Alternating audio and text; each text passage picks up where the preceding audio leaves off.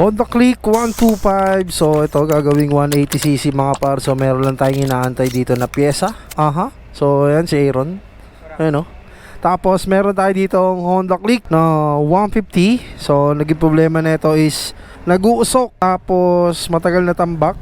So si customer is dinala to dito is tulak-tulak. Nakalas na rin naman ni Christian yung cylinder head. Tapos pinalitan na rin yung back at piston. Tapos nalinis na rin. So ikakasa na lang yung cylinder head. Ito yung cylinder head niya mga boss. Ayan. So bali malinis na yan. So ikakasa na lang yan. So break time dito sa jeg. So ang naging issue pala nito is nag-uusok at sobrang lagitik ng yung makina dahil dun sa valve. So ang naging problema na ito mga par is yung valve niya is ayan o, busalsal na yung valve. Ayan o.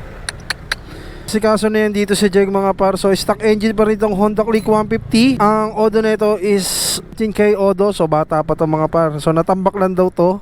Tapos binahay ng daga. Nakikita nyo rito ayan, may mga ngat na. So naayos na rin yung wiring na ito. So makina na lang. Tapos ikakasa na yan. Para mamaya mabubuo na to mga par. Let's go.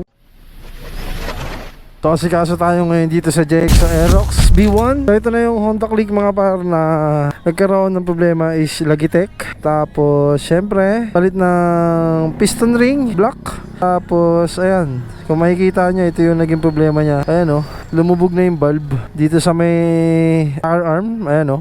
Oh, diba? Ayun yung naging issue. So, pangatlong baba na to, gawa nga ng Logitech ng husto. So, na-trace na namin kung ano yung problema. So, ayan si Christian. Bali, malapit na matapos tong Honda Click 150. So, bali, ayan. Kinakasa na lang yung mga dapat ikasa dyan. Tapos, dito si JM mga par is Aerox B1 na kay Aaron yung motor. Tapos, dito sa ibang ibayo. So, ayan si Boss Emma nagdi-degree ng pulley. So, sa mga gusto magpa-degree ng pulley, ayan, PM lang kayo sa jeg mga par. Let's go.